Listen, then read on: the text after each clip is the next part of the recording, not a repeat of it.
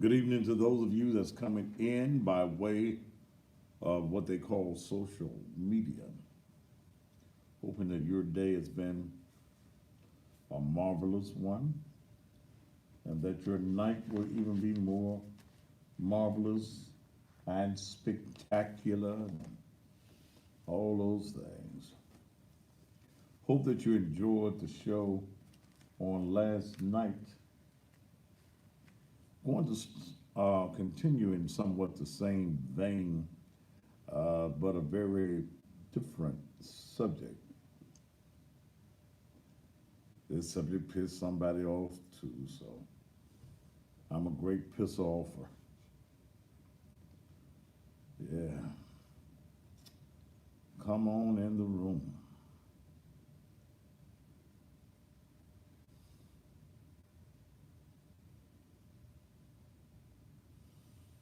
Oh, it's showtime, huh? Intro is rolling. Come on in the room.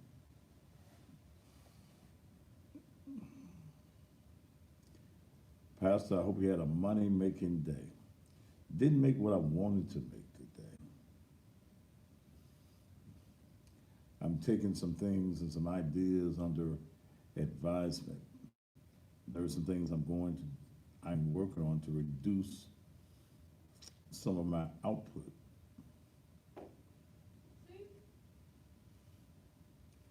What the fuck? Atlanta is in the room.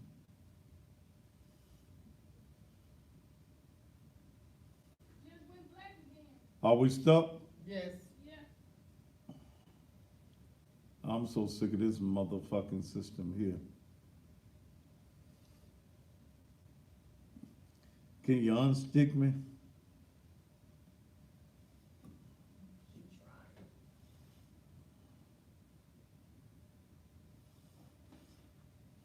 I don't want to be stuck or sticking.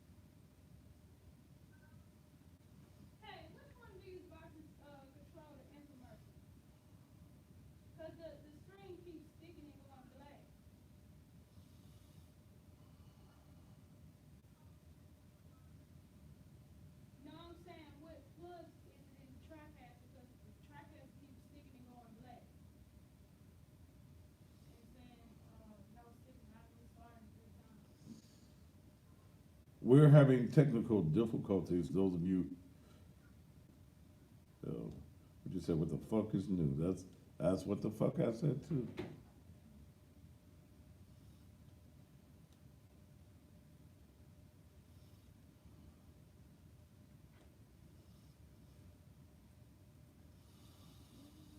Oh boy.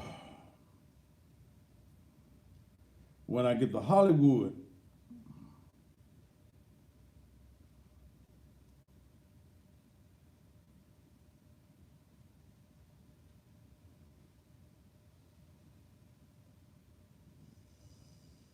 I'm waiting to get that too. Shit. And I got a great show lined up for y'all. But the technical end is on the TV end. Social media, y'all got me. What they saying, T? Oh, this. What you say? Ain't nothing to say. Who would you call? Oh,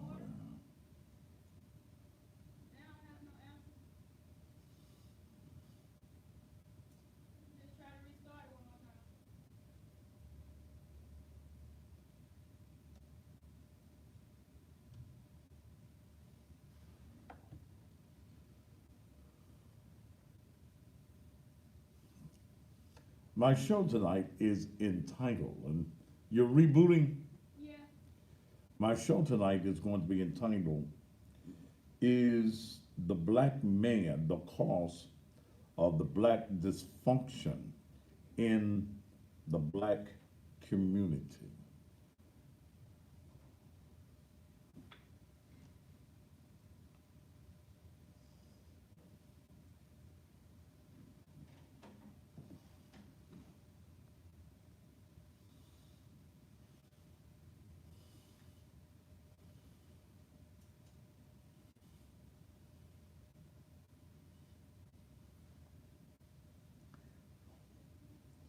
Prior to Comcast really us hearing us talk about our exit plan from their network, I didn't have these problems.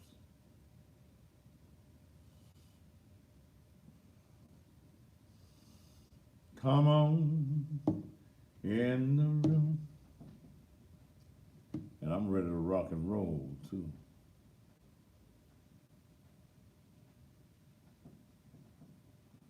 No, Emma, Daisy Jackson, I totally disagree on your premise of what you're saying, that people are the cause of the dysfunction. But wait till I get in my show. I Hell. don't know if it's a TriCast or a Comcast, but I doubt it's a TriCast because we on air with hard. And it keeps sticking on to a black screen.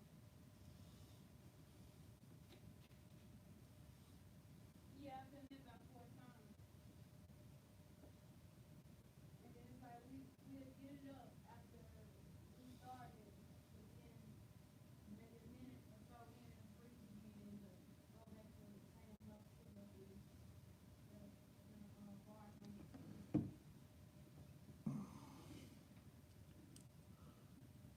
You're waiting patiently? Well, good. Wait patiently.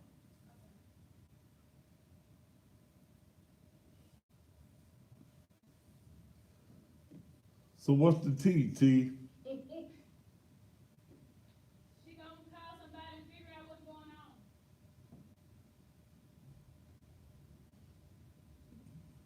I am rebooting again, so give it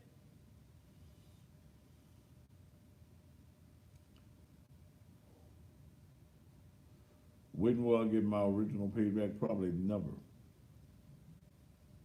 My original Instagram page just a fucking period. Oh, I gotta tell you something too. All right. fine for right now. Let's work it. T, if we right here and we on the screen, shit. Yeah, let's just go with what we got, okay? Forget the intro. Every damn body know who I am anyway.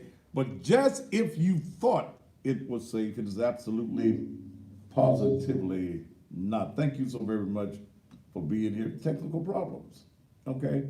And I ain't gonna have no spasm over that which I can control, okay? So, hell, I'm ready to do what I do. Social, my guests on social media, they're already in the room. We just do it, okay? The intro's tried. Uh, Somebody said no sound. Do you have sound for me? Yeah. Can you hear my lovely voice? All right. Then, I mean, shucks, I'm on. I'm on TV, y'all, as I am each and every day and have been for the last 7 years. I am the baddest that does what I do.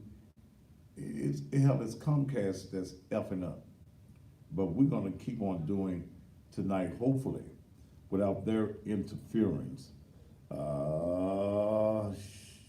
That there I is again. But we just do this. Hoping that you had a marvelous day doing whatever it is that you do. I am still very much concerned about the dysfunction in the black community.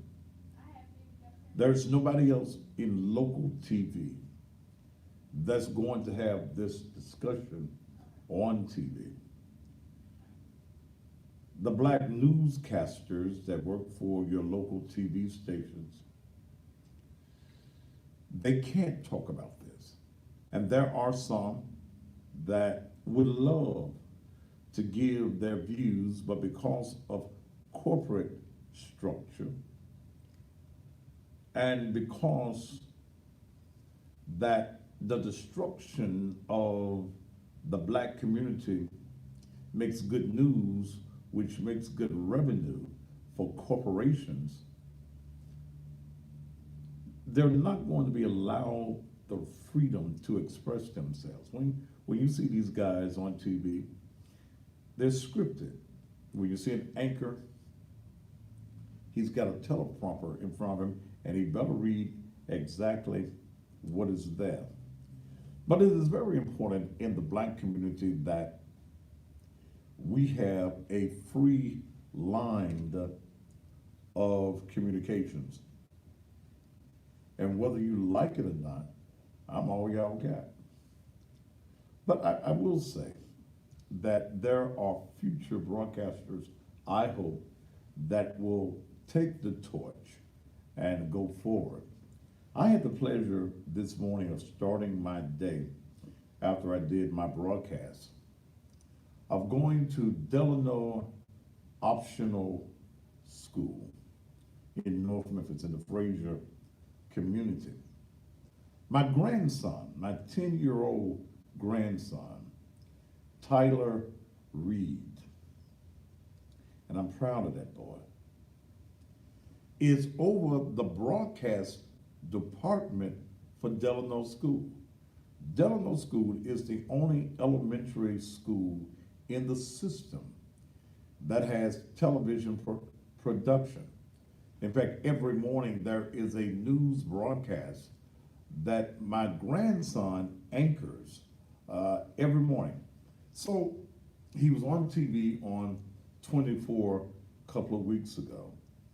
And I said, now, if you really want to come to real TV, you come on over here. I'm going to bring him on my show one night next week. But he tells everybody, my granddaddy do this. My granddaddy do that. And I'm glad that I'm a role model for that boy and that my legacy may live on through him. So I went over to Delano this morning. They have two studios, television studios. One that I hope that the school board members will give them the $8,000 that they need to get the equipment for the new studio. But I was in there, and Tyler showed me how he mixes the sound, how he does the graphics and the lower thirds, how he does the lighting, how he does the camera work, and how he is on screen.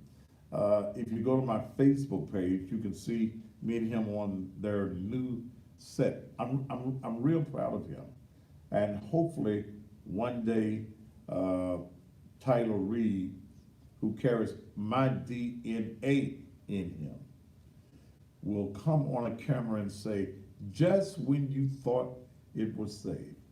But it made me very proud today to see my grandson, who since the third grade has been working in the broadcast department of Delano Optional School.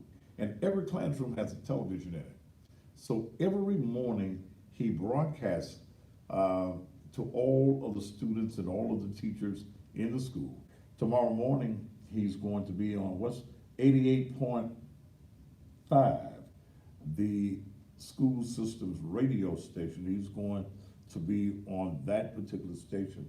So, as my empire builds and expands, and the Thaddeus Matthews National Television Productions take over, then I've got somebody that I know that I can groom to be exactly the person that needs to be my engineer, the person that can handle the camera, and then the person that at some point I can pass this torch on to, that he can do whatever it is that he wants to do in this medium.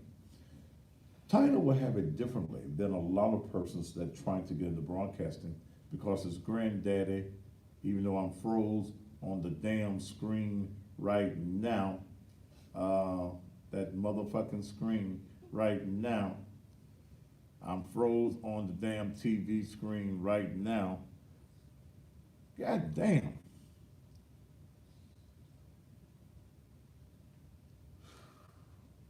Okay. Titan's gonna have it differently because I'm already in the field and I can open some doors that are hard for just the ordinary person in broadcasting to go into. I mean, you can go to school in broadcasting, but hell, you just don't walk into a radio station or TV station and go in there. That's a nice pose I'm froze in on TV. But damn. All right, what you gotta do now, T? Only thing I keep doing is rebooting. Because I want to get into my show. I want to get into what I'm talking about. And I guess since the people here in social media are here, ain't no need of me waiting for TV, because was that Wednesday before last when I did the show on masturbation? Yes. Hell, that was the hottest night I'd had on social media in a long. I came off the air with about 11, 12,000 Right. people on Facebook who had watched it. Tomorrow night, I'm slowing it down from this political stuff, and tomorrow night, I'm going to be talking about fantasies. What's your sexual fantasy? What is it that you have not done that you want to do? Friday night, I usually try to have a laid back Friday night. So tomorrow night, we're going to talk about what is your sexual fantasy, and are you with a person that is open-minded enough to fulfill your fantasy? You stay tuned tomorrow night. Now watch some idiot be on the phone telling me I'm frozen. Like the fuck I don't know it. Oh, they don't hung up. Motherfucker must have been listening. Woo! God damn. I can't say goddamn on the TV, but goddamn on social media. The fuck going on? All right, but I want to get into this subject. Is the black man the cause of the black dysfunction in the black community? When TV comes back up and I get out of that froze pose, get a picture of that one, Dale. I like that one. Okay. Then I'll reiterate on television where I am right now. What? It went out. God damn. Catch it on TV and then before it goes off on the real TV. Run, Dale, run. Yeah. Did you get it, Dale? Yeah. All right. There is dysfunction in the black community, and wherever you have dysfunction, there has to be a reason for dysfunction. Here's some idiot, some motherfucker over here, bone buster, talk about no, it's the black woman. Well, that shows how uninformed, brother, you are as a leader. First of all, the black man is to be the leader. You're supposed to be the head of the household. Okay? No. And I got to disagree with you guys. It's like straight mobbing sometimes as a black woman as well. No, it's because you as a black man have not put your woman in check. And you can only put your woman in check when you as a man is, first of all, the provider, Number two, you are the protector. Your black woman is not going to be anything that you as a man have not conditioned your woman to be. Help me tonight. Pastor, you already preaching. Yes, I is. Understand that the woman was born, she was designed by the Creator. Okay? She was designed by the Creator to follow the lead of her man. When the Creator, God, when he created the woman, he created the woman because of the loneliness of the man, and that was something that was missing in the man's life. Yeah, yeah. The cat had another cat. The dog had another dog. The cow had another cow. The mosquito had another mosquito. The fly had another fly. The frog had another frog. In other words, there was a partnership, there was a bond between the animals that God had created. Now, here was Adam, poor Adam. God set him in the garden and gave him rule over everything except that damn tree.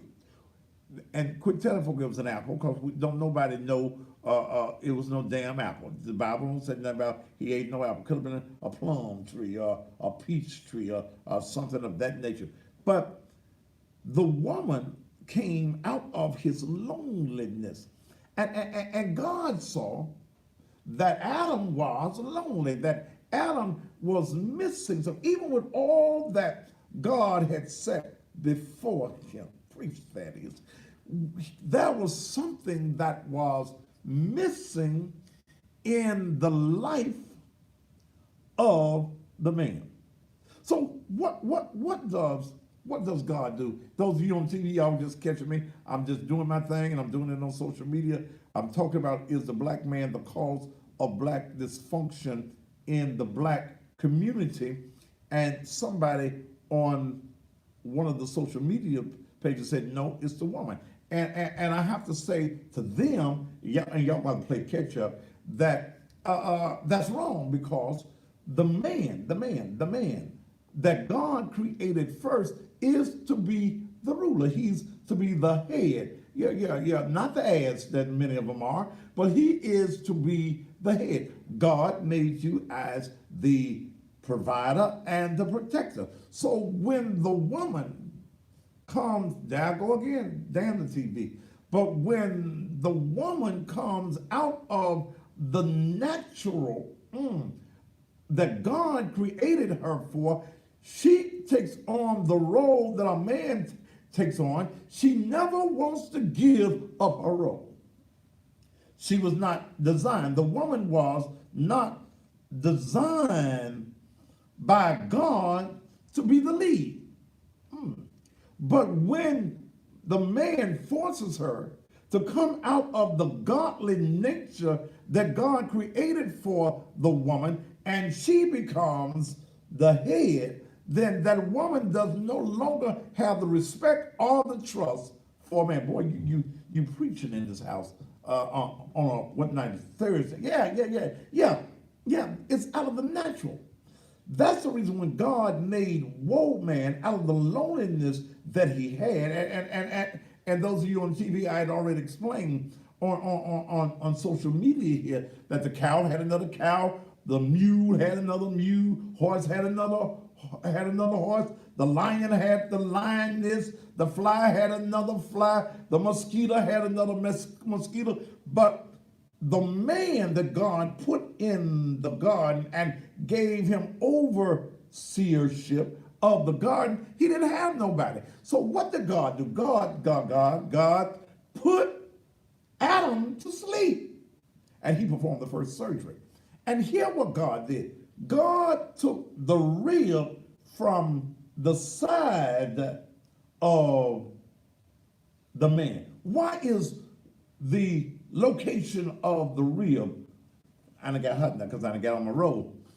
Why is the location of the rib important, Pastor? Well, here's the reason that it's important, because God could have took a rib out of the front. Then woman would have thought that she was supposed to be the head of the man. She would walk in front of the man. Could have took a rib out of the back. Then the woman may have thought she was supposed to walk behind the man. But God took a rib from his side. So that the woman's place is to walk side by side with her man. You in the house, Pastor? Yeah, thank you. But what has happened? And God made the man the head. Yeah, God made you as the head. And what has happened is that the man has given up his role, has given up his spot in leading the black community. The original man was a black man. You're the original. You're not the Caucasian, not that white man, not the Chinese man, not the Vietnamese man, the black man that was born in a place called Africa. The white folk, even when they sent their archaeologists over to find out where the Garden of Eden was, the garden that man was created in, they found it in a place called Ethiopia. Ethiopia is in a place that we call Africa. That's the reason when you look at the walls in the caves that God and Jesus, Yeshua, have a dark complexion. In fact, even in the Revelations, it says he had hair like lamb's wool, feet like polished brass, eyes like balls of light. Jesus, Yeshua, in his earthly form, was a black man. So the black man is the original man. Am I helping somebody up in this house? Like, yeah, you are the original man, but the original man has given up his role, and that's the reason that we find black dysfunction in the black community. Yeah. And the question is the black man the cause of black dysfunction in the black community? We see all of this robbing and we see all of this killing by our young men. Well, how, Pastor, do you put that on the black man? Cause your ass ran off and left that boy. Yeah, you ran off and left his mama. You screwed his mama behind the club. You screwed her on the back seat of the car. You bought some hot wings and a glass of wine. You didn't even get no cognac. You bought a cheap glass of wine. You screwed her. She was in love with you. 9 months later, a baby boy comes from your misdeeds of the night, and you walk away and you leave that boy, and he's got your DNA in him. He has the male DNA in him, but he does not know what to do with it because the man has not taught him to be a man. Oh yes, I hear women sometimes, and you should never make this statement, women, because you're out of order, and you weren't designed for this. I'm the mama and the daddy. No, you ain't. I'm that boy's mama and daddy. No, you ain't. You his mama, but you ain't his daddy. You chose the wrong sperm donor to be his father.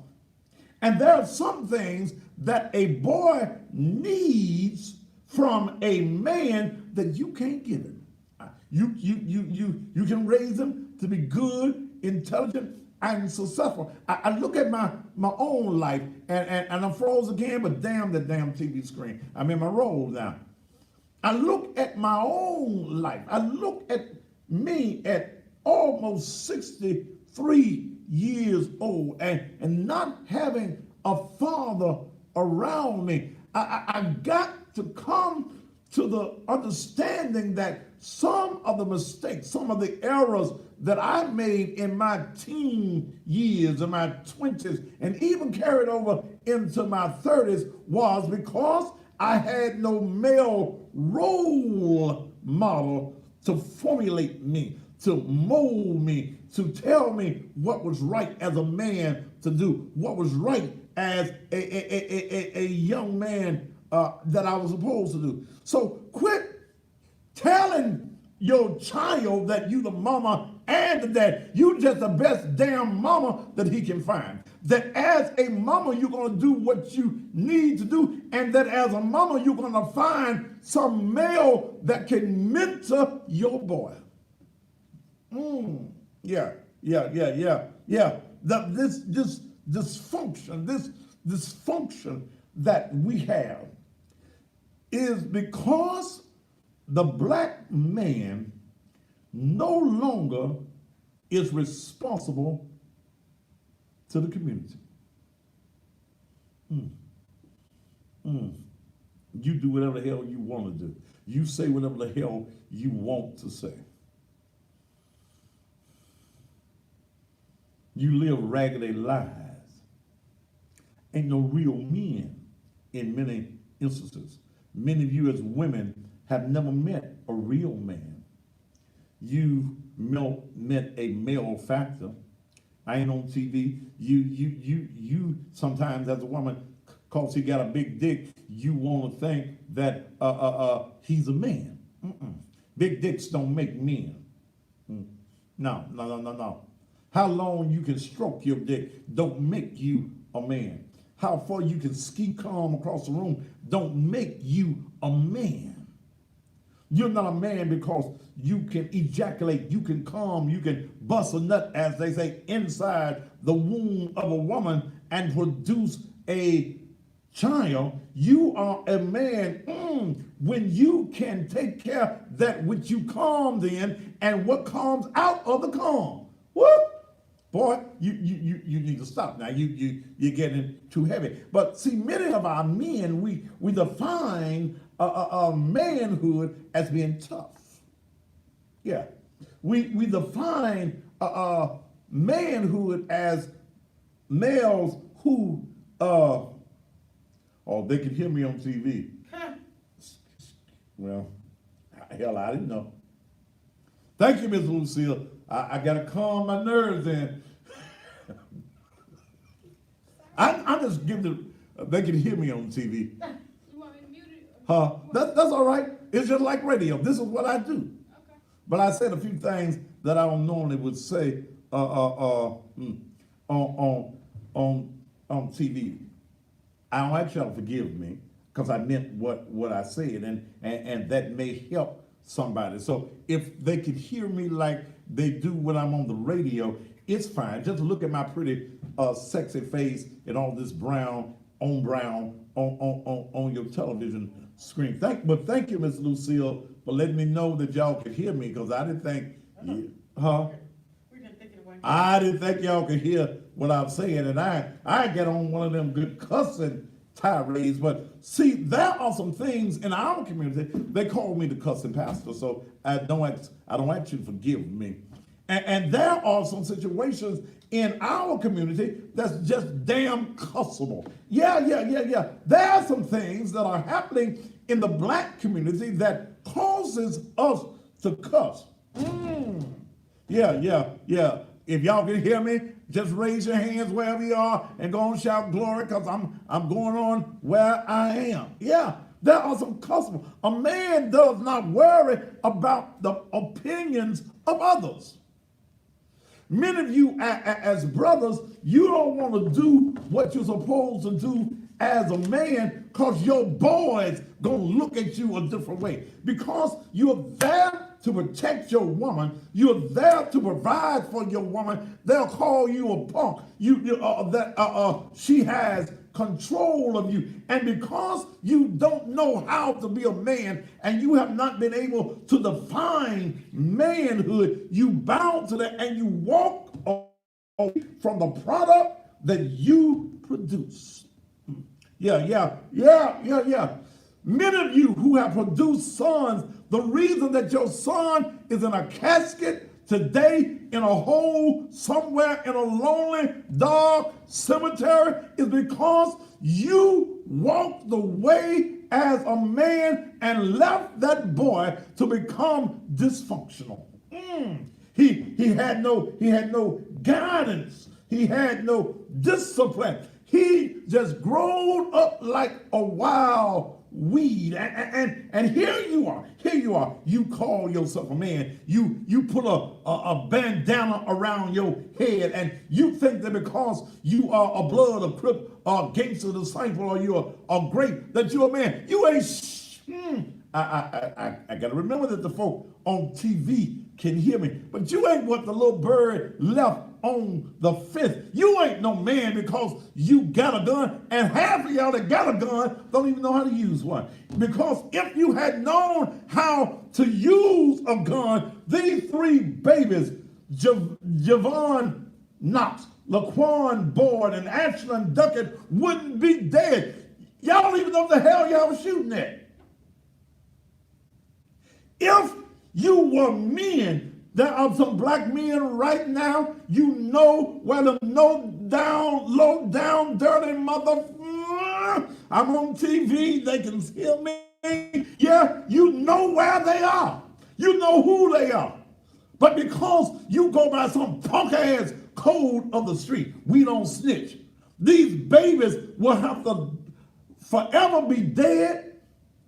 Their families will have to always wonder what this 6-year-old little girl could have become, what this 16-year-old boy could have become, what could this 10-year-old boy could have become. But it is because you punk-ass men, you bitchified men, you walked away and you have no thought of your child. Isn't it strange that a few months ago, when a black man was shot after he pulled a weapon on U.S. Marshals, that the streets filled with black men? You were ready to riot. In fact, you did riot in this city, in your community, because a proven thug had a weapon and pulled it on law enforcement and they shot him dead. You ready to tear up the streets? You ready to tear up your property?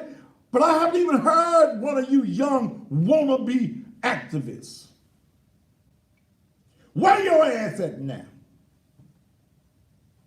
You haven't come forth. I ain't seen none of your videos on Facebook talking about this particular situation. Because they may be your partners. They may be one of your boys. The black man, he is a protector.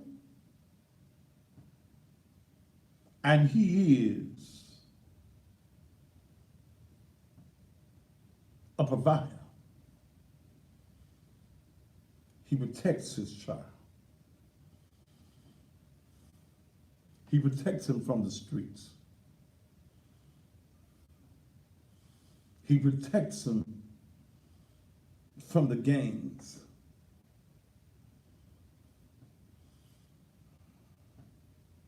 Where are you, black man? Why are you not there to protect your child?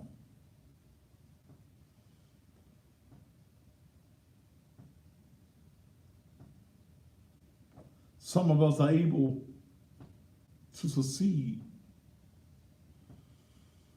even without the black father because of the strong personality that the woman has had to assume because her man was weak. The strength of the house had to go to the woman.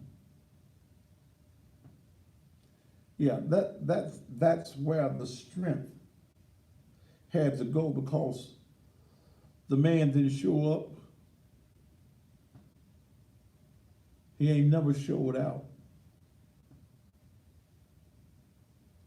I don't like the mama. Well, who gives a damn? You liked her once.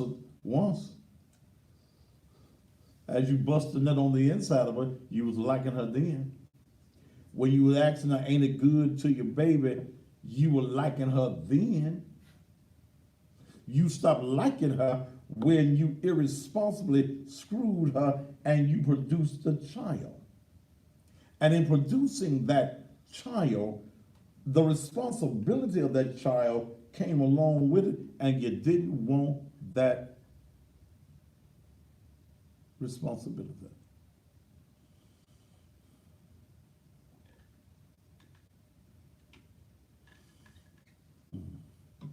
Doctor of Cybersecurity, don't advertise on my page what you're gonna do. If you want to do all of that and you want to promote it, then you get with me and we can talk about it. But don't put it on my page.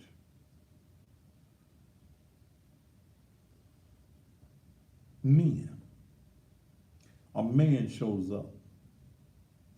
Manliness demands that you're not only a good man morally, but that you're good at being a man from a utility standpoint. Men are men so they can protect and defend. You're adventurous. Men are explorers by nature. Men are daring. When there's a group of people who are afraid to go down in the dark valley or the dark alleys or into the cave in the mountains, the man ventures forward because he's there to make sure that his son, his daughter, his woman, his family is protected from all hurt, harm, or danger.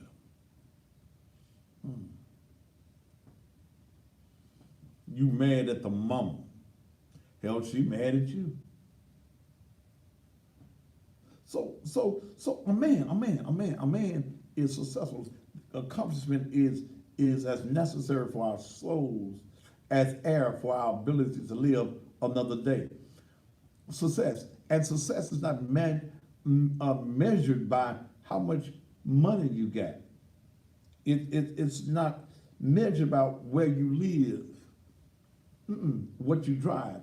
Success is measured by, are you happy in what it is that you're doing? If you are happy in what you are doing and it makes you feel good and you're motivated by that which you do, you are successful.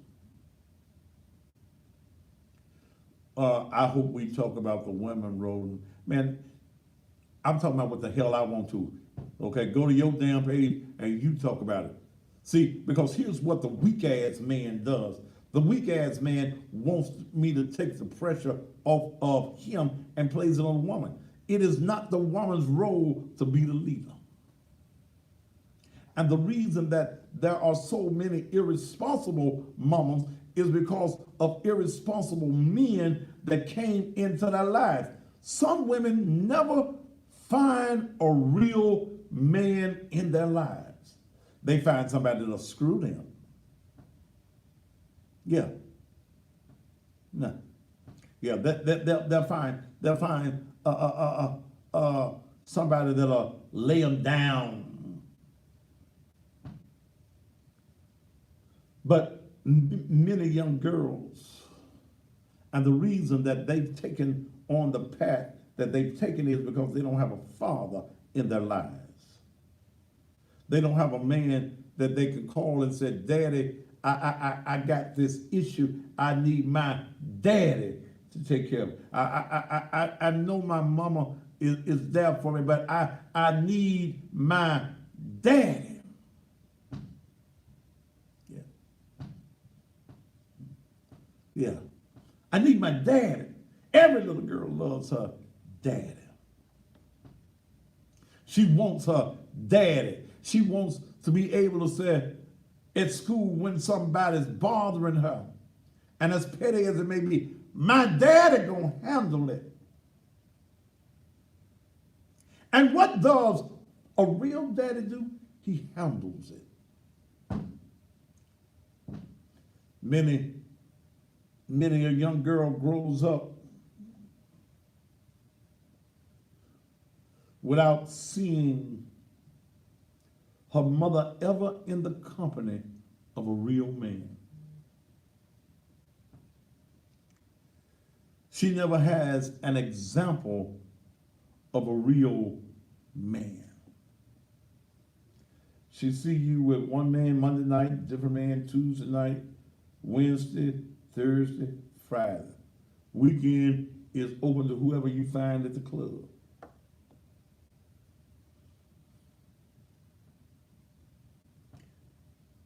Because in your desperation for a man,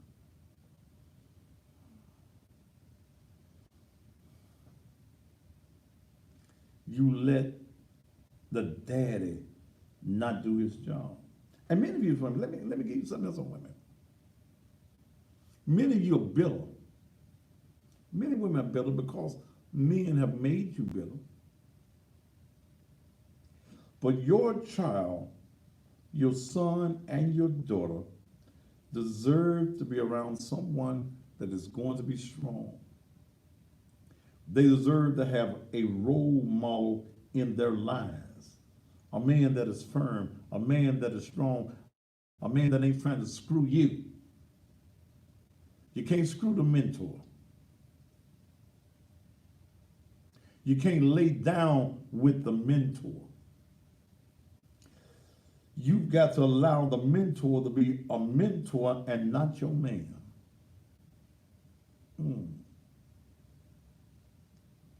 Can we go to commercials? Or do I have to talk on? I got to talk for the next I can mute you. 2 hours. Huh? I can mute you. I don't need you to mute me. First, I know. That's fine. Let me take me a glass sip of this here water. Take me some of this water with these blackberries in it.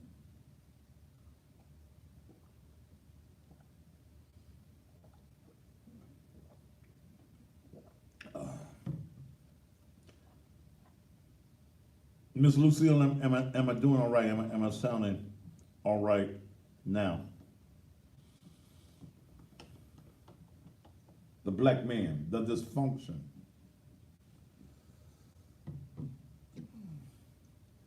Man, maybe if you'd been around to kick your son's ass when he needed an ass kicking, you could have saved his life. Kick his ass? That you don't whoop, yes you do. You beat their ass. That's what's wrong with some of y'all children now. They ain't never had a good ass whooping. An ass whooping a day or keep the penitentiary away. Thank you, Miss Lucille. It'll keep the penitentiary away. The Bible, the Word. In Proverbs, it says that foolishness is the way of a child, but the rod of correction will drive it from it. In other words, the Bible tells you, whoop his ass. Y'all done got all political. Y'all let white folk tell y'all, put him in time out. Time out wouldn't work for me because going and telling me to stand in the corner for a minute, take some time out, only gave me time to think about something else to get into.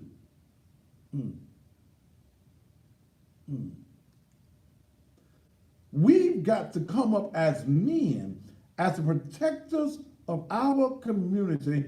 We've got to come up with a strategy to save our children. Damn that getting down on your damn knees stuff.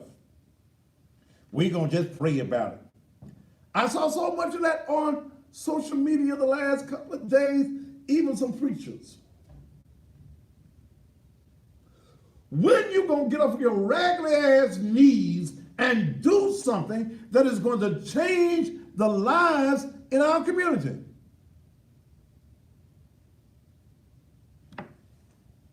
Huh? When is the black church with its resources going to create programs? Why are we waiting for the city council to approve funds to create programs for our young folk? And the black church is raising millions of dollars every Sunday in this city. But these punk ass, weak ass city council folk, they come and they want your vote, but they have no damn agenda for you in this community.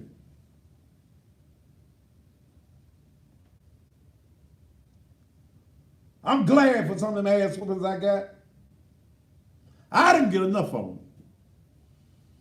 Some folk I know ain't never had none, but I didn't get my ass tore up enough. I was mischievous. And I had women that would whoop my ass. I'm talking about the old kind of ass whoopings. Y'all got these new kind of ass whoopings. And it made me the man that I am today. There are some things I just didn't do. Oh, I remember getting whoopings with extension cords. I ain't talking about these little cute extension cords y'all got now. Somebody said, beat your child, you're going to jail. Don't play that called. No, it's not. First of all, you better learn what the damn law says. The law does not say that you cannot discipline your child. Federal law, if you read it, says that you can paddle him on his butt. You can't get them ass whoopings like I used to get, where it was some lefts and some rights were thrown. When I said ass kicking, I'm talking about literally ass kicking. Getting hit with pots and pans and broom handles. Whew. Or when that Hot Wheel racetrack came out, Monty went and got me some Hot Wheels, got me that orange track. I got mad at her later on in years. I thought that the racetrack was there for my enjoyment. I'd run my little cars down there, wee, wee. But oh, she found another use for the racetrack. At the Black Mothers meeting of that time, they found that you could take that piece of plastic, it wouldn't break, wouldn't bend, but you could bend a child over and tear his ass up. You better not run. Or I can sound like I can hear Molly B saying that now. You boy, stand still and let me beat your ass. That it makes sense to me. They'll, stand still and let you beat my ass. But what did I do? I stood still. Huh? See, them old ass whoopings. Take them clothes off. Take them, because I got smart at one time. I padded the pants and then pretend as though it was hurting. So one day she hit me and it sounded like a book was in there.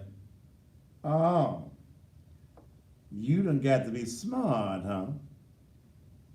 Mm-hmm. Drop them pants, drop them drawers. And I had to cover up my little whatchamajal call it. Because them switches, them switches we had, y'all put with them little cute switches.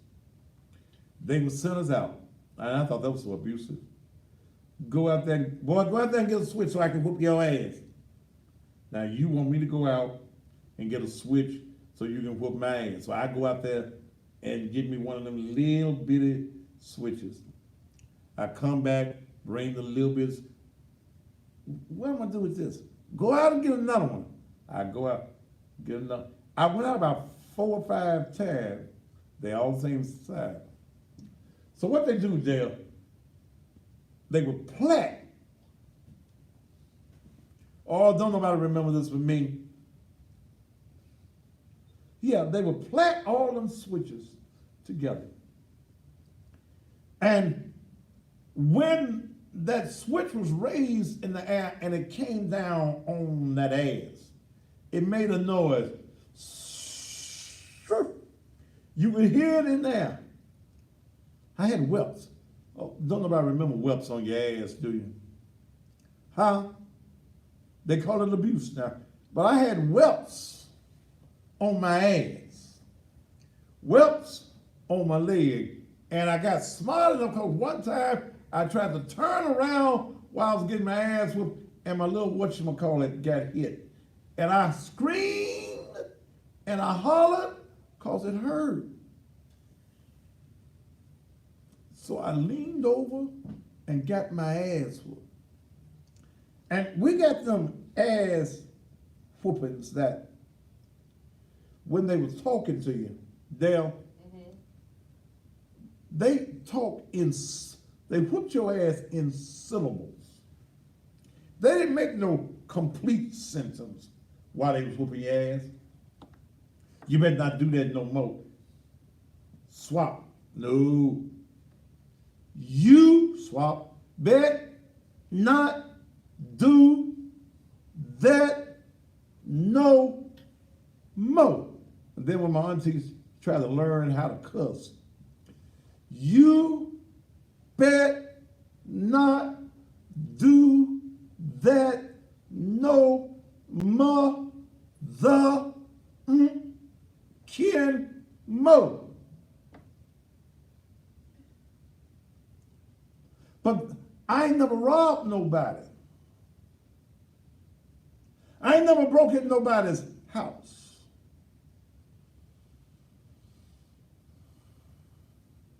Because there were some things that were instilled in me because I didn't have no daddy. I still made some errors, but because them old women had molded me and whooped that ass real good, there were some things I just was not going to do. They didn't let me run with everybody. I couldn't go to everybody's house, couldn't know everybody come to our house, and when the street light went off, I better be on the porch. Not on my way to the house. We were so good in our community, we knew what time the lights came on in the evening time.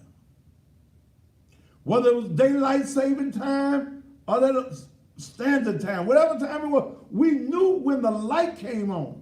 When it started to flicker, we need to be on the porch. See, y'all letting your children, black men, raise themselves.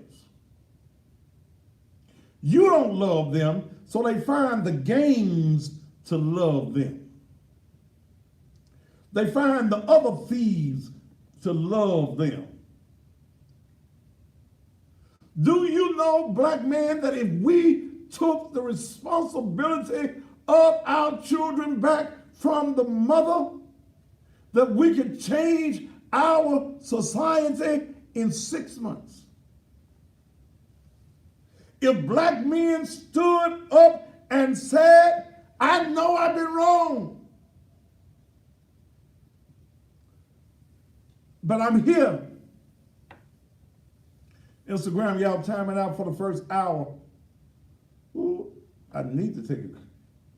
You sure I can't play no commercials? Huh? No, it's froze. All right. Ooh. And I'm hot in this leather. I feel like getting naked. Oh, Lord.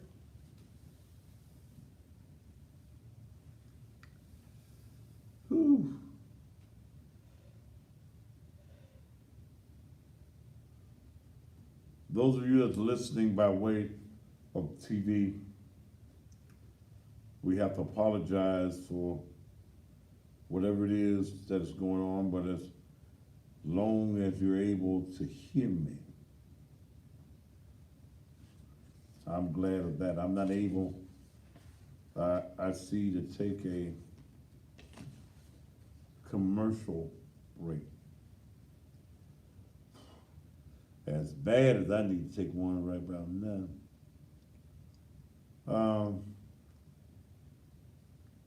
But I am deeply disturbed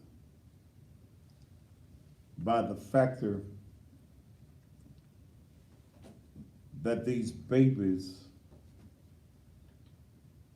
have been killed.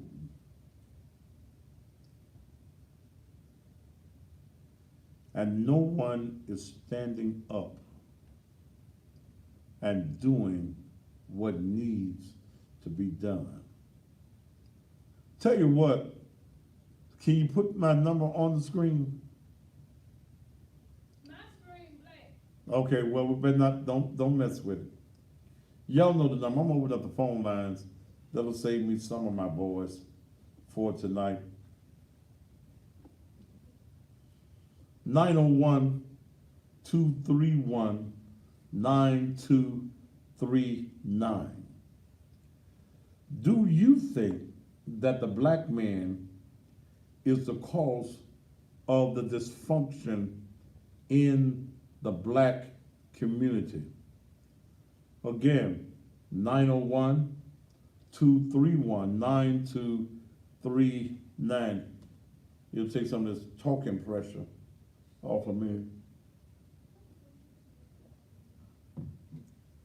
901-231-9239. And I want to invite you Sunday morning to Naked Truth, Liberation and Empowerment Ministries. I don't answer block calls, and by now you all know that. Sunday morning, my message is entitled, My Give a Damn, Just Don't Give a Damn Anymore. Let's go to Minneapolis, Minnesota. Dorothea. To accept. Go ahead. Go ahead. Hi, Pastor. Hi. I'm calling from St. Paul, actually. Okay. I do believe that our communities are in a bad state because a lot of the fathers have left. When the going gets hard, they leave. Or maybe before the going even gets hard, they leave because they don't have the tools.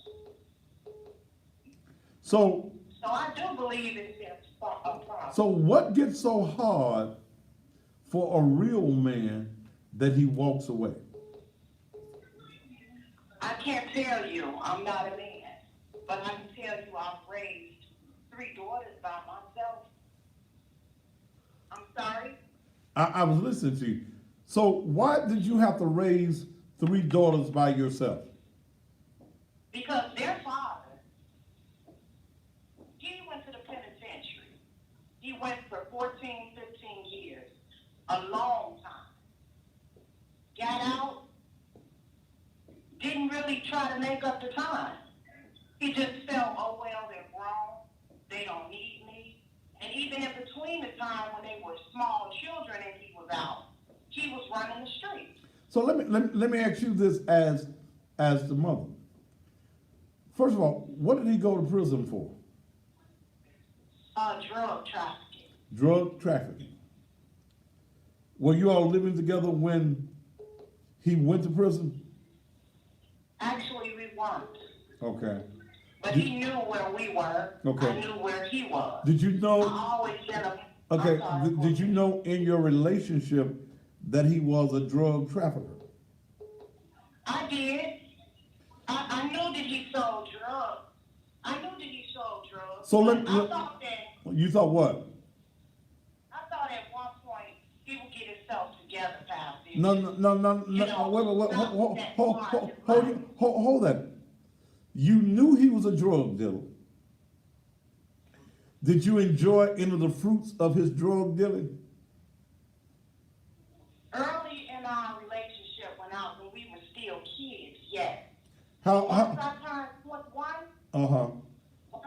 once I turned 21, my mother passed, and reality, woke me up. I started working, taking care of my kids. We were going back and forth to jail. So I was always a single parent. So why did you end the relationship? What forced you to end the relationship? Was the relationship ended because he went to the penitentiary? No, the relationship ended because of domestic violence. It was all messed up. I got my children out of the situation that I was in. But that still shouldn't have stopped him from supporting his children. You can always send money. Well, I mean, But he preferred not to do that. wait a minute, baby. If you're in the penitentiary, ain't much you can send. Okay? He wasn't in the penitentiary and not for 14 years, not at first. He'd been 2 or 3 times. But let me ask you this. Why did you not find a mentor for your daughters? Was there an uncle? Where was your father? My father died when I was 13. Okay.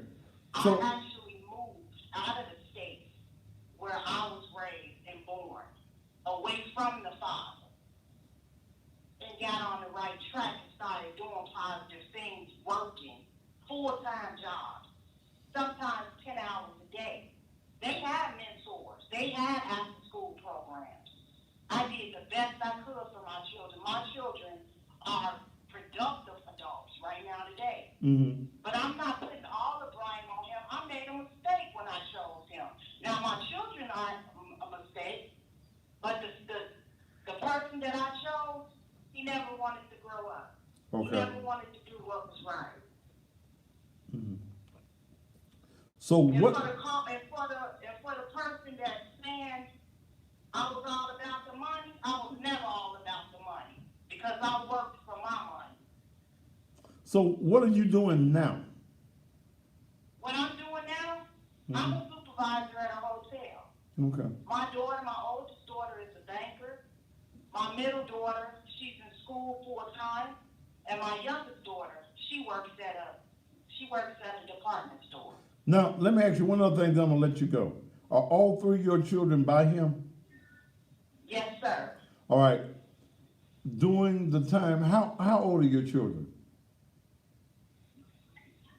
24, 23, and 20. So 23, 24, and 20. Was he selling drugs during those periods? He went to jail when my youngest daughter was 5. He's been selling drugs all of his life. So, Like I said so then let me ask you another question. If he was already selling drugs when the first baby was born, if he was abusive to you when the first baby was born, why you get pregnant by the same man a second time? Immature and not really, I don't know. It was just something that happened. And I don't regret. So what does, regret going so through what I went through though. he beat your ass and selling drugs and you knew that. So then one of the things that we have to understand is that sometimes the woman shares in the fault of what is going on in her own life because she allowed it to happen. True. I'm not saying I'm not a part of it. I was. But I got out of it. And I'm here today with my life. My children grew up. I praise God to take that man away from me. And he did, Pastor. He got all of those years. No. See, I hear you saying, and you prayed to God to take away. So you didn't have sense enough to do it on your own. Oh, I did it on my own. I got out of the state. Okay. I did it on my own. All right. But I also prayed about it as well. And what did you ask God to do? I asked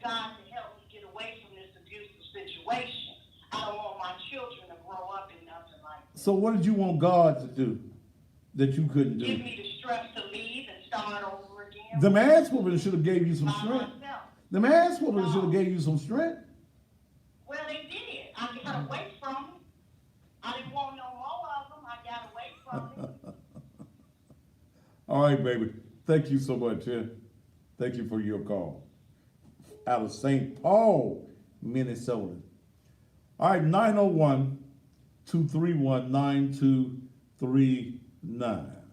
Okay, 901-231-9239. If you like to jump in on this, those of you on TV, I'm locked in froze mode, but y'all can hear me, so y'all know the number. Let's go to Cincinnati, Ohio. Aaron, To accept, press 1. To send, Go ahead, Aaron. hey, Danny, how you doing, man? I'm doing fine. What you're talking about is definitely a complicated issue, but without a doubt, yes, the black community is majority of the blame for the issues that we see in the community. I mean, even if you look at the biblical perspective, which I know you cited to earlier, when God saw Adam in the garden, and Eve, after he had eaten the fruit, he called Adam. He asked, "Where are you, Adam?" He didn't ask, "Where are you, Eve?" Mm-hmm. He didn't ask, "Where are y'all?" Mm-hmm. He didn't ask, "Where's Adam?" Because the man is supposed to take responsibility and be accountable. Mm-hmm. And unfortunately, this is a cyclical thing, and the generational curse has been going on for years, and it's hard to pick and choose which one thing we can do to overturn it. But yes, Hold on. Let me make a statement to somebody that's on my page. Please blame the perpetrator of violence, not the survivors. You may have survived, but if you stay there and take that ass whooping, you keep on allowing a man to whoop your ass, then some of that fault is yours. So don't give me that victim's role. That don't blame the victim. Don't blame the survivor. Hell, if somebody beating your ass and you ain't got sense enough to leave, some of that is on you. Now going back. Going back to what you're saying. Yeah, that's my point of view. That yes, it's a complicated issue, but yes, the black man is majority to blame. Okay. Thank you so much, sir. Right? Yeah. And I get that. But if you stay in a relationship where somebody, as a woman, that somebody is consistently whooping your ass and you don't do something about it, even if it ain't nothing but sticking a knife in it, some of the blame is on you. Let's go to Grand Prairie, Texas. Andre. to accept, press 1. To send a voice. Andre, go ahead. Yes, good evening. I'm calling out of Dallas, Texas. I'm just calling about the topic tonight, and I do agree with you. If there's no father in the home, and you are creating a problem, I grew up without a father, so everything I learned, I had to learn on the streets. Okay. You know, and come to find out in my later age that what I learned wasn't correct. And I thank God that a man came in my life around 16 and gave me a new lease on life, and I started manning up, but it do cause psychological damage and it also damage to the household that you're living in at that time. So I totally agree with you on that because I lived that life. Okay. And I hope someday that, our black men will wake up. I don't see it no time soon, but I hope that we do because we are the cause and the root of everything that's going on in our community as well as the pastors. I would say some pastors.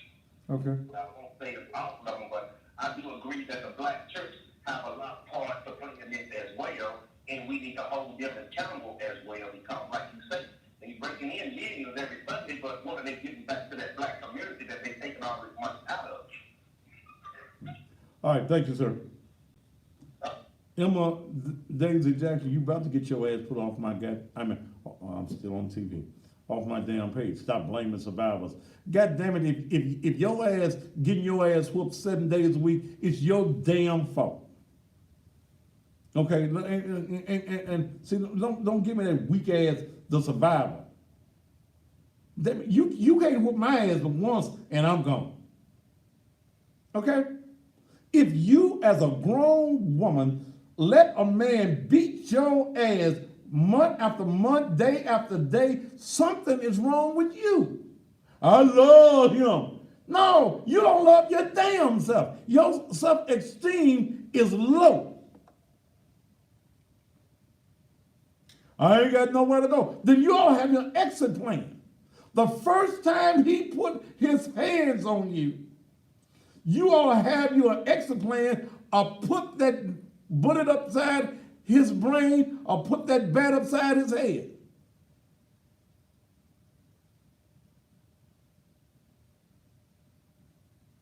Let's go to Tupelo, Mississippi. Toya. Tic-tac, Hold press on, let me one. go back. Hold on, Toya. Wait a minute. Oh, I'm going to hit Toya. Tic-tac, press one. Go ahead, Toya.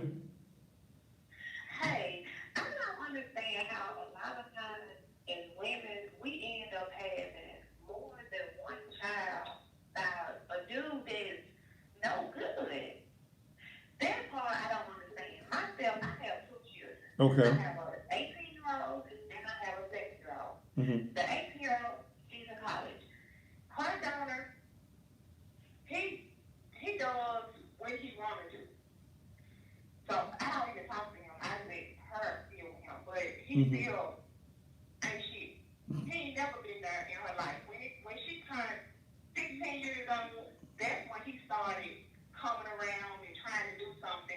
But I always told her, don't disrespect him because that's your father, and I apologize because that's your father. That's the choice that I made.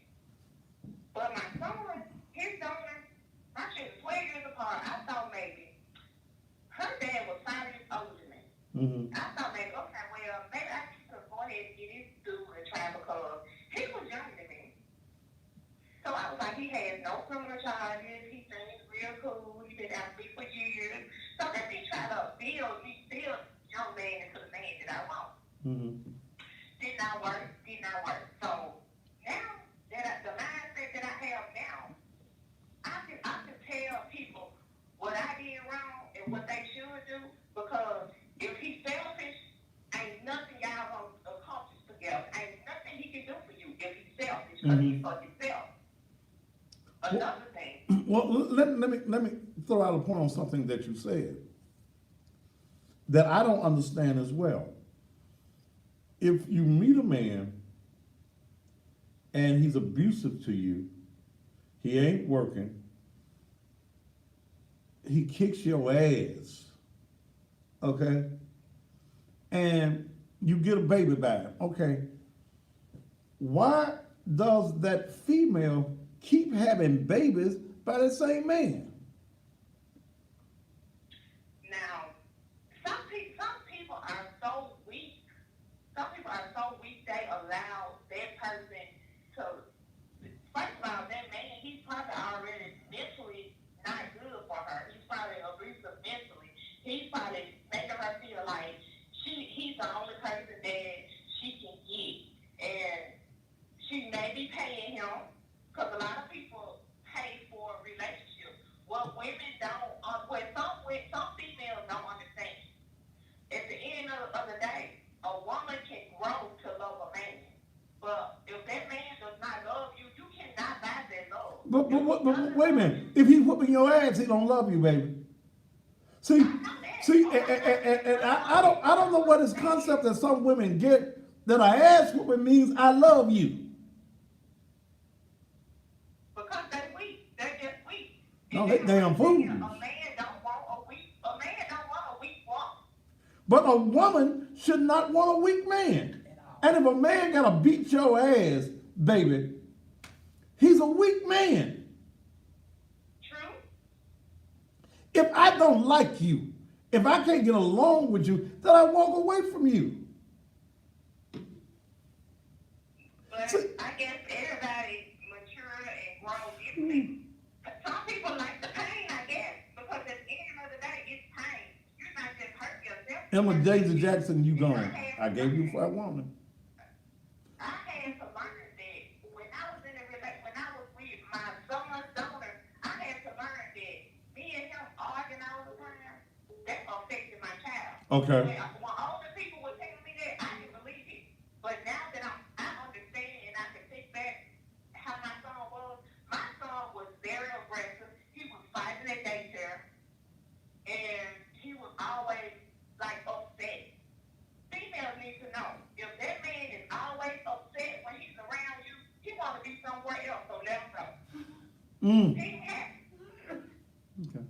All right, baby. Thank you so much for your call, yeah? Thank you. All right. Yeah, Emma, you had to leave. You had to leave. And when you, let me tell you something, when you allow a man to beat your ass in the presence of your son, you have just told your son it's all right for him to beat some other woman's ass. Let's go to New York City. CJ. To accept, press 1. See, To send did you say voicemail, press CJ? 2. To accept, press Oh. 1. To send voicemail, press 2. CJ? Hey, Dennis, how you doing? I'm doing great, brother. How are you, sir? Good, brother. You're on point tonight, man. Just 2 points I want to make. Number one, you talked about back in the day when we grew up in our neighborhoods, man. The black man was a pillar of that community. Okay. He was the one, whether it was your father or your best friend's father or Mr. Jones up the street or whatever. Whatever they saw, whenever they saw a black male, especially black boys getting out of line, they could put them back in line. Mm-hmm. And they would let the parents know, Mhm. hey, I saw him doing this, and if they didn't whip your ass, then by the time you got home, your parents knew and they disciplined you. Secondly, talking about Give him my speaker back. So, I was speaking to the technician. oh, okay. Okay. But, secondly, with these women, the thing is, back in the day, also, women, when we were growing up, when we dated girls and women, they had self-esteem, they had respect. They weren't giving it up on the first night, on the first date, No matter how you beg, No matter, that's right. please give me How some. much money you spend, you can look in your wallet the next morning and say, damn, I spent $40 on that girl. Oh, I done her drinks. And you remember the whole thing. Just let me put the head in. Oh, baby, I'll pull out. Yeah. Yeah. And you never look. Once the head go in, it ain't coming. Yes, sir. That's right. Not till you through. But the thing is that Yeah. our black men have to get back to being the pillars in the community that they are, and Mhm. that they should be, and they have to be the ones to be able to confront these young men on the street and say, hey, there's a better life for you. You got to put these guns down. You got to do something. You got to take care of your children. And But brother, see the problem that comes in now, man. You can't talk to these young cats. That's true. That's true. I give you that. You can't. You can't because they've been so conditioned now that hey, this is the way it's gonna be. And it's nothing more than to give you the little thing and tell you that's you. When you try to talk to them. Man. Yeah. I don't try to talk to them unless I am in a setting where they've come to be talked to. Right. Okay? Right. Because see, otherwise you're gonna have to kill them. Because You're right. okay, they don't want that, and especially if they're around their boys, man. Mm-hmm. Okay? The peer pressure of being nothing. Boy, that's of being a nothing ass guy will turn away you trying to talk to him. Okay? You telling the guy why you pull up on a guy at the service station, he walking around with his pants below his ass. Let it stay. Don't try to tell him pull your pants up. If he want to show his ass, show his ass. Now, if that young man enters into a conversation with me, I'm out in the city all the time. If I walk up and somebody say, hey, Thad Matthews, da da da da da da, I watch your show. Then you have opened the door for me to say, hey, brother, why your pants down below your ass? Don't nobody want to see your ass. Okay? And some of the guys will pull the pants up for that moment. They got to hold it there because they ain't got no belt on. But at least I got to him for one moment. You've got to have the right atmosphere. Let me give you one more, brother, and I'm going to let you finish. Here's something I don't do, and I see a lot of guys do it. If I am eulogizing a young black man at a funeral, I'm gonna give a straight sermon, ooh, like my good friend did the other week, Brian. Ooh, look, let me tell you something. But one thing I don't do, I don't open the doors of church. Okay?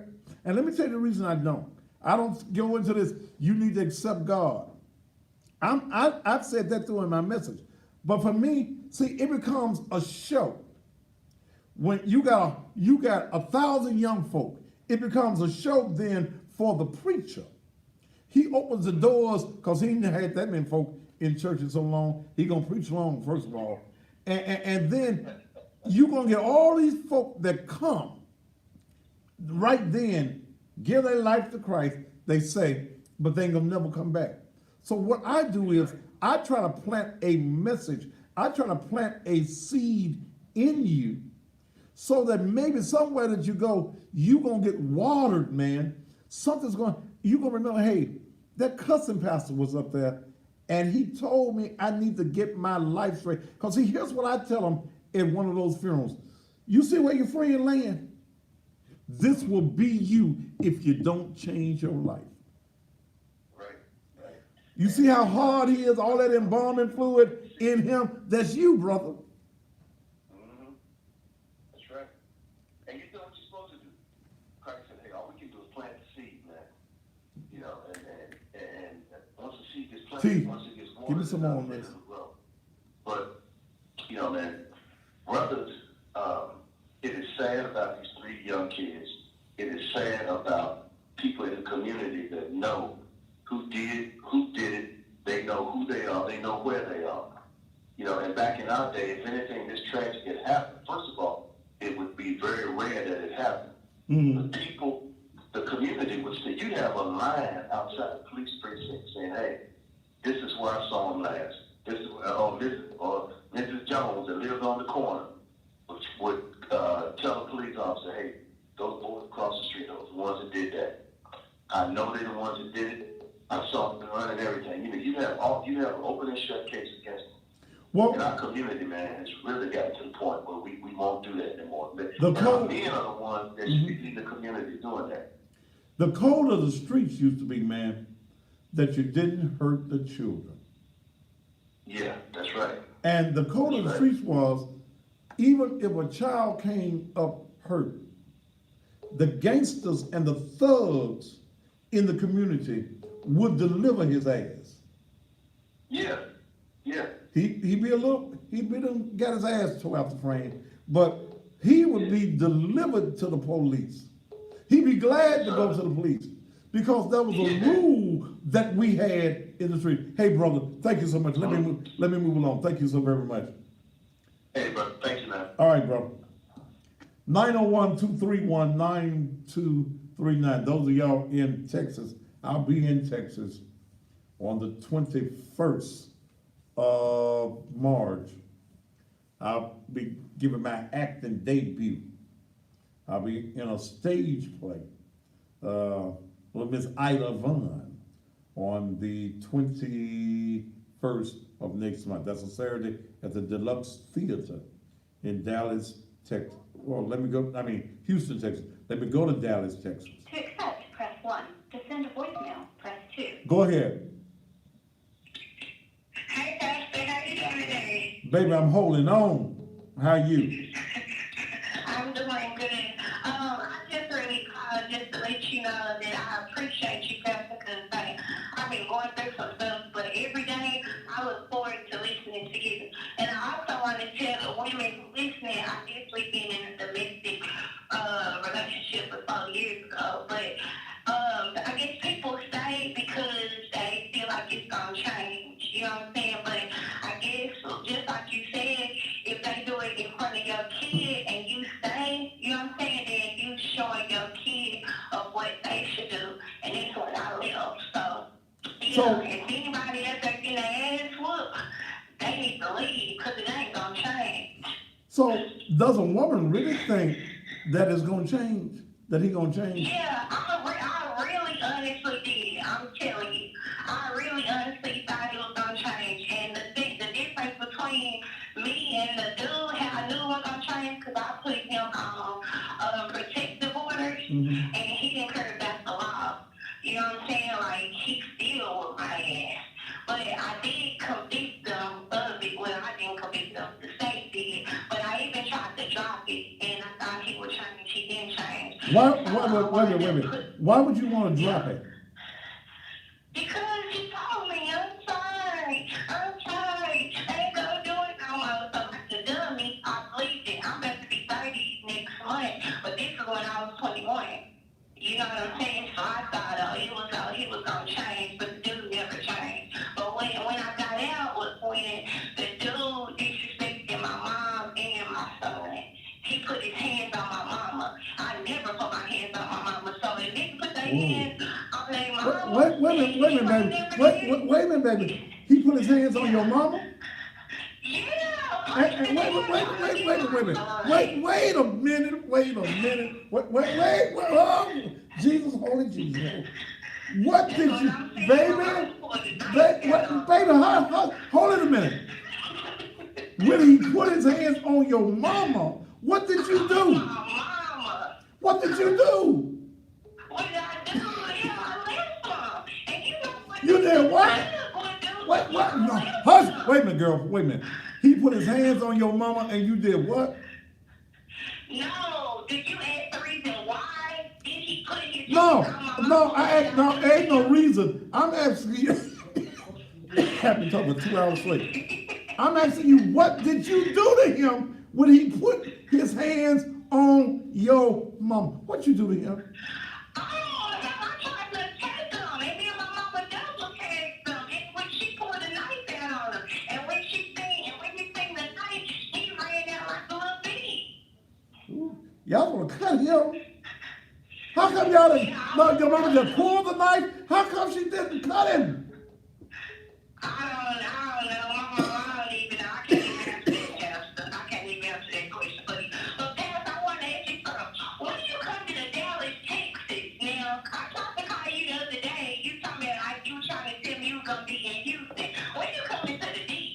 I don't know when I'm coming to the D. I will probably, they'll talk about taking this stage play on tour. The producers of it. But you gotta come to Houston. That ain't that far. Come to Houston and meet me. Come to Houston Yeah. on the 21st. I'll be there. 21st of February? No, 21st of March. Of March? That's a Saturday night. Oh, okay. And that's a Thursday? No, that's a Saturday. Saturday, oh yeah, I'm about to say, I gotta work. But I can do the weekend. Okay, Pastor, yeah, but you inspire me. I really appreciate you because you my leg for the day. Now, I be saying, Pastor be going off on people, but you only go off on them if they disrespect you. You know what I'm saying? But you be letting them have it. I be laughing.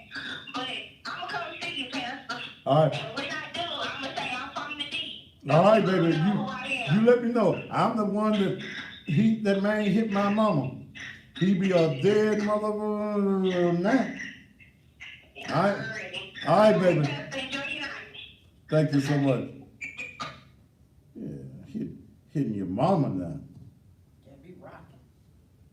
And Couldn't have been your mama, could have been. Hell to no. accept, press 1. To send a voicemail. Finally a call from Memphis. Go ahead.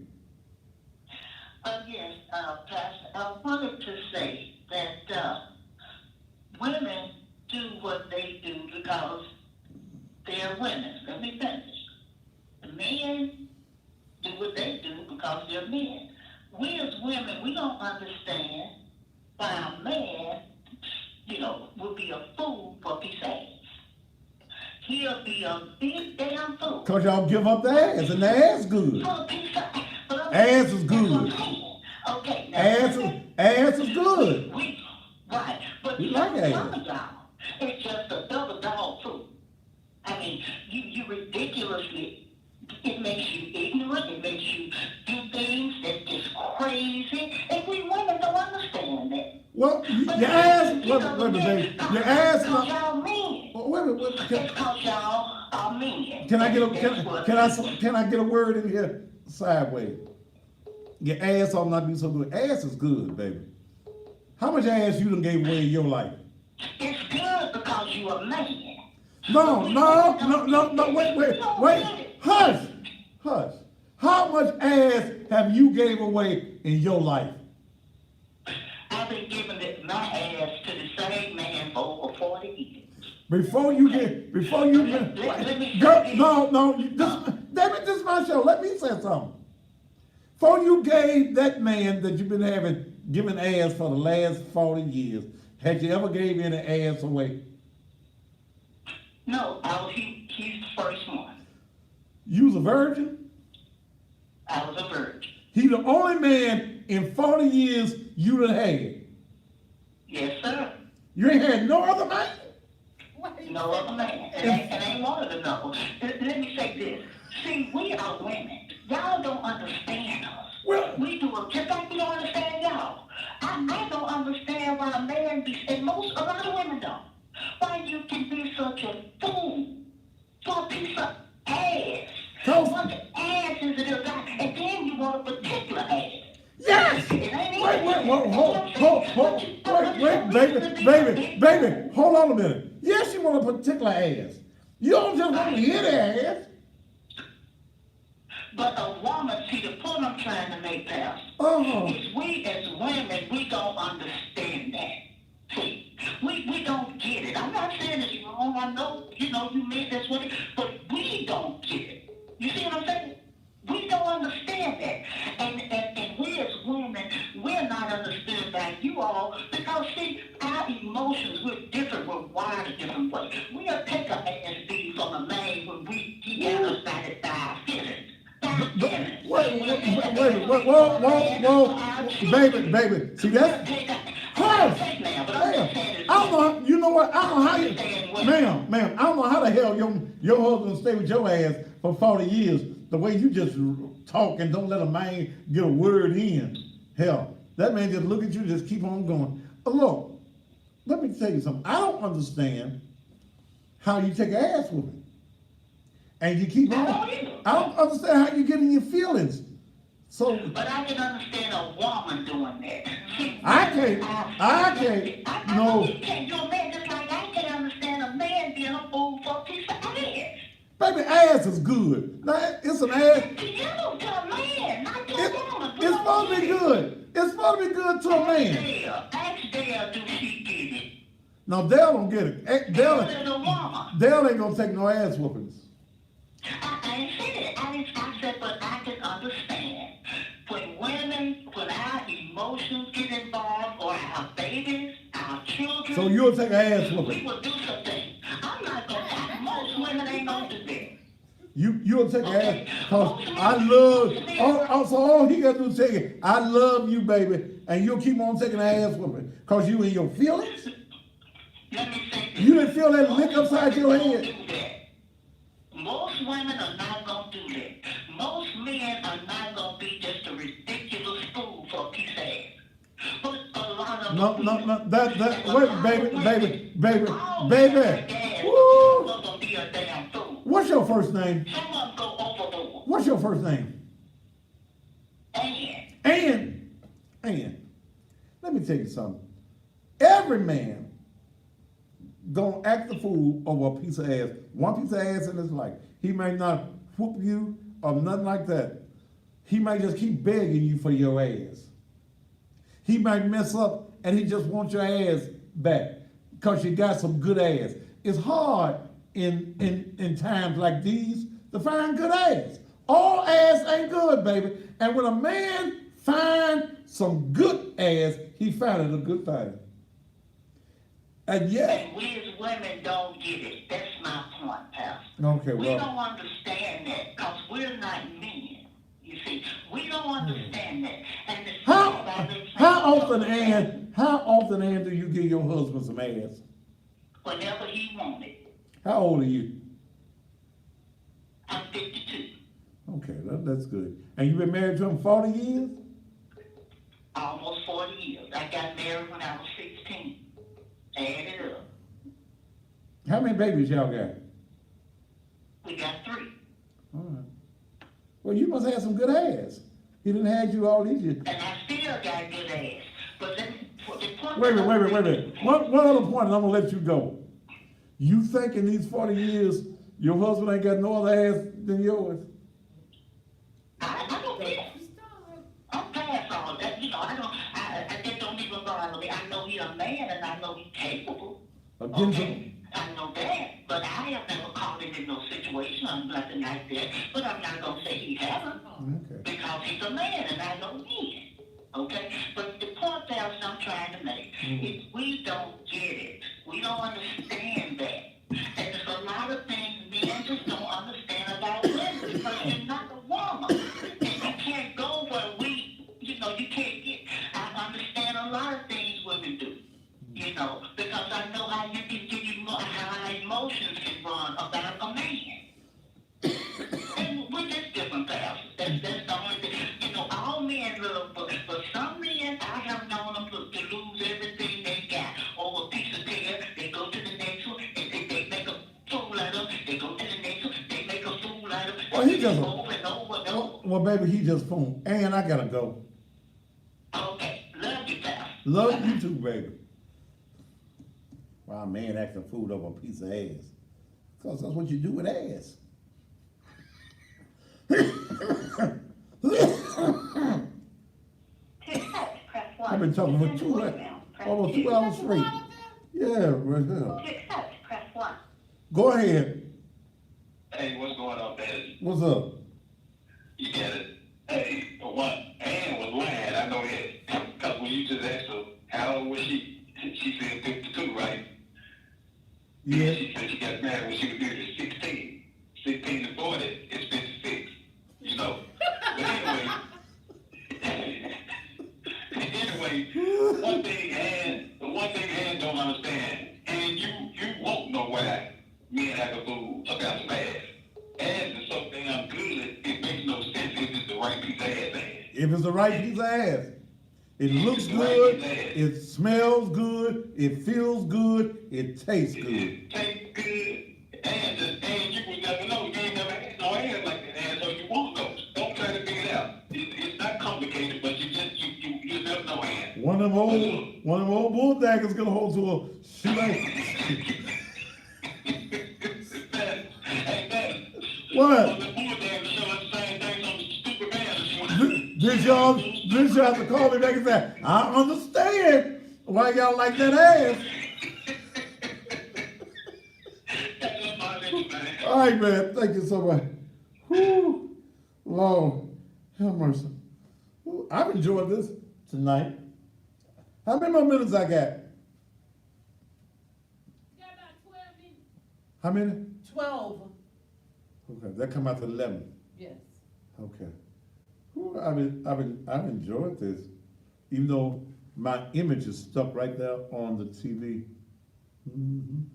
Yeah. Oh boy. Whew. Let's see. Let me go back.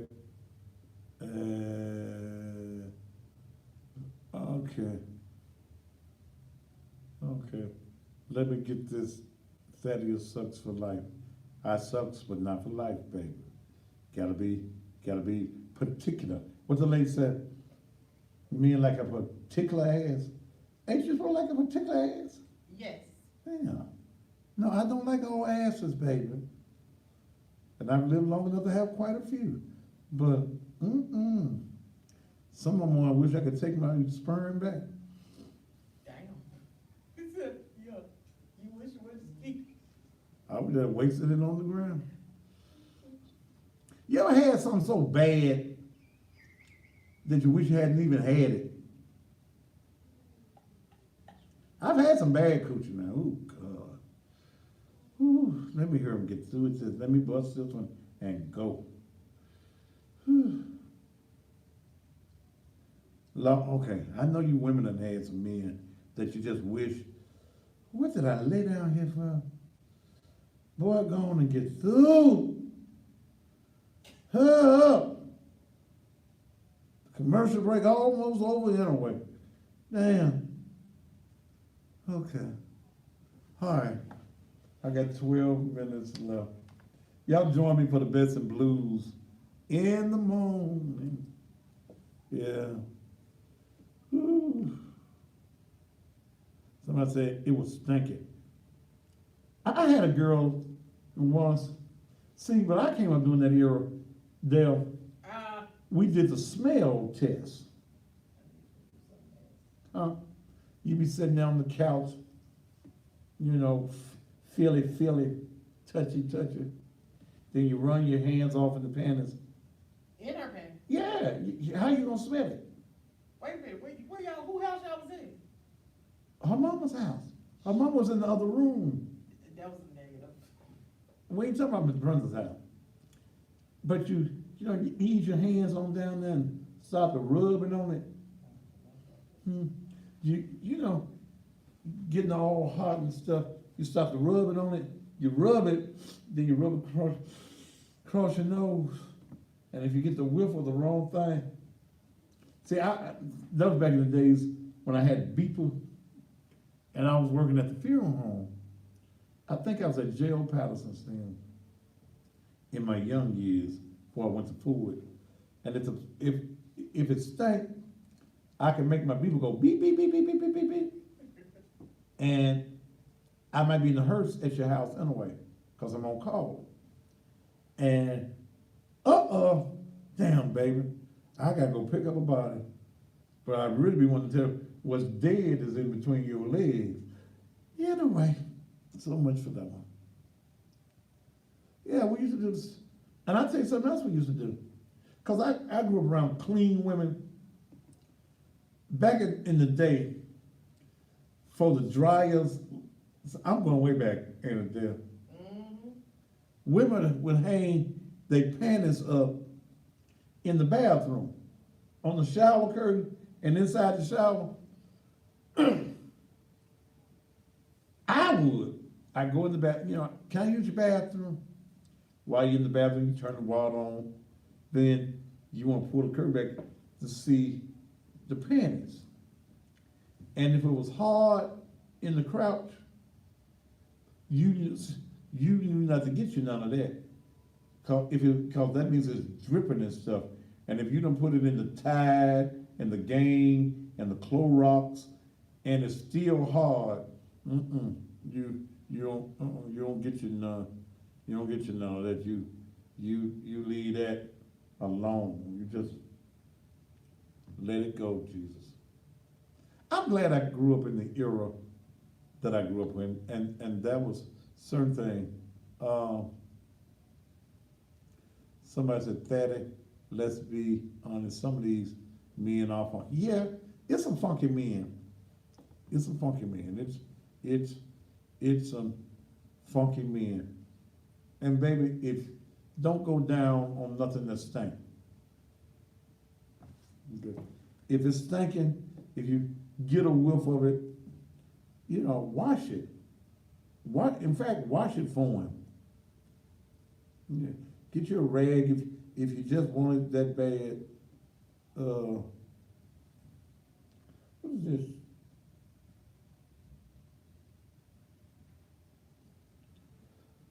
I don't know why you sent me this, damn. The council requests a moment of silence across our city. The Memphis City Council is keeping the families and friends of Ashland, Luckett, Laquan, Boyd, and Jadon Knox at the forefront of our minds and hearts.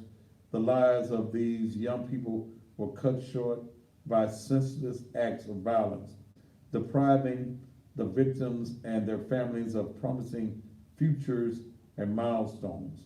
During a week when most citizens are celebrating the life of Dr. Martin Luther King Jr.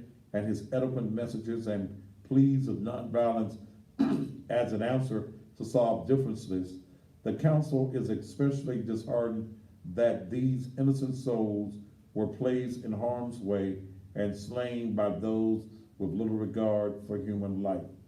The council encourages the entire citizenry to remain steadfast in their prayers for these families affected by these tragic events and urge continued prayer against the violence that is invading our community and eroding our peace.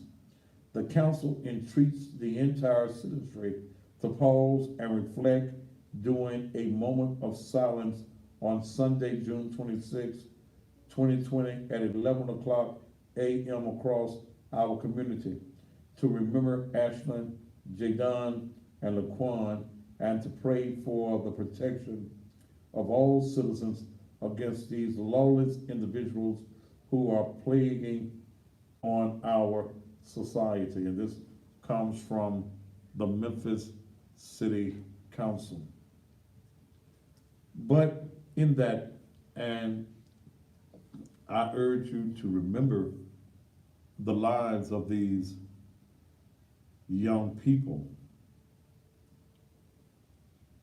But I want the city council to also call the citizens to action.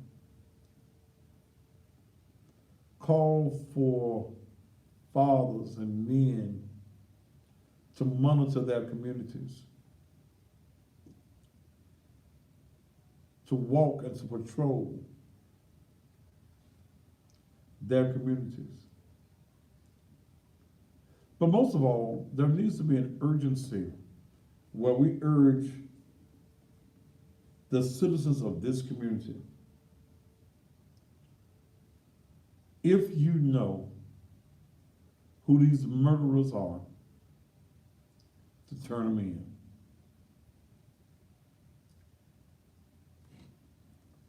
I would urge every black pastor on Sunday, other than just praying,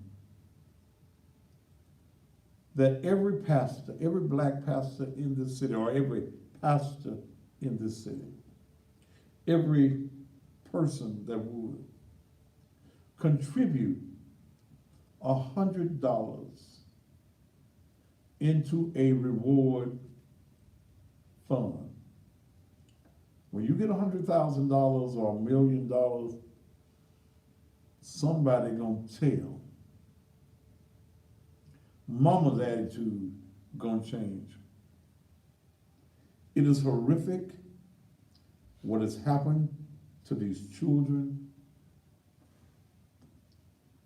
The Alpha 2000, you're gone from the page.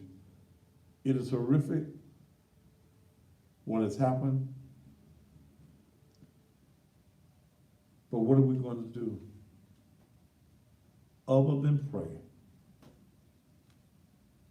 What are we going to do? Is somebody at the door? Yes. Y'all be looking at the cameras.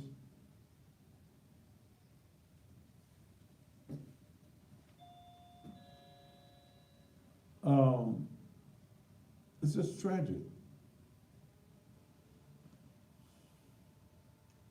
Somebody knows who these murderers are. And we got to tell it. We've got to do what is necessary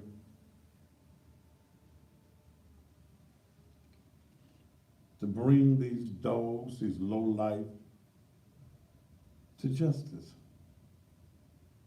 I was in one of the local precincts today. I'm not taking any more phone calls. My time is up. I was in one of the local precincts today on some business. And I told one of the guys that I know at the precinct that I hope that whenever they find these guys who killed these babies, that they run. I hope they're stupid enough to pull a weapon. And that police officers do what needs to be done. time out. And again, I go back and say this. June, July, whatever that was, when the U.S. Marshals hit a house in Fraser, people filled the streets. All of these wannabe activists, all you young wannabe activists, y'all had a lot to say. Y'all filled the streets. You rioted. You wanted your voices to be heard that something wrong was happening, that the police was wrong. That they didn't have to kill Pookie. But these three innocent children, 6, 10, and 16.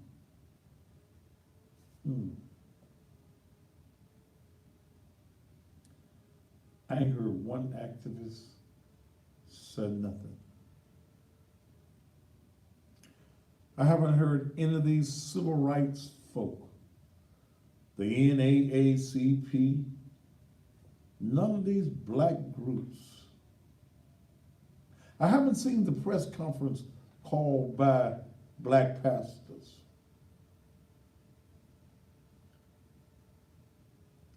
And as I stated the other day, when the mayor said that we need 700 more officers on the street to solve the crime, it ain't a police issue. Because police react to what is going on in the street. Don't nobody call the police and tell the police, I'm gonna go shoot these babies, be there to pick me up. That doesn't happen. So the police react. You as parents, those of you right now, and it's probably some parents that's hiding these criminals, these lowlifes. It's some female right now with children yourself, with babies yourself, that's allowing these killers to lay up in your house up under you. Think about that. If they'll kill babies and you got babies in your house, that same man that you're protecting will kill your babies and kill you too. Ladies and gentlemen, that's it for tonight. Sorry that I'm froze on the screen in all of my sexiness.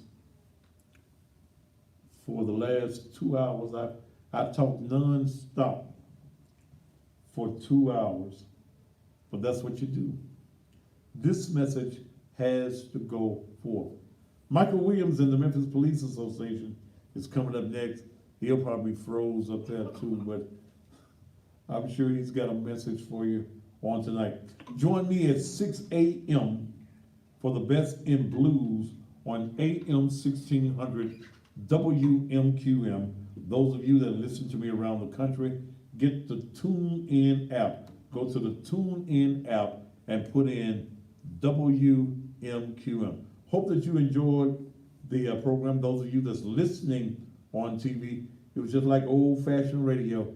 When we were little children, we just sat around and look at Amos and Andy and stuff like that on the TV. Until tomorrow evening, and hopefully I'm unfroze. Top of the evening to you.